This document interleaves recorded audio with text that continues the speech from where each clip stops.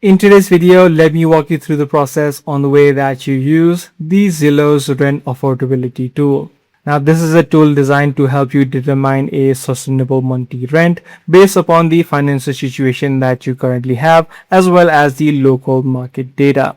Now, in order to use this tool, what you need to do is tap on the horizontal lines or the hamburger menu on the top left. Expand the rent section. Underneath the tools for renters, you'll be able to see the first option which says estimate what you can afford.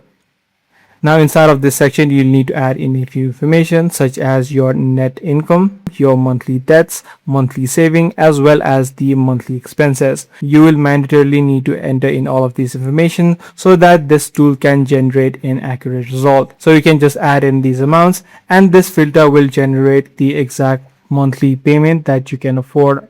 So once you add in all of these filters and once you tap on submit, the calculator generates a recommended maximum rent that you can afford based upon all of these filters that are available.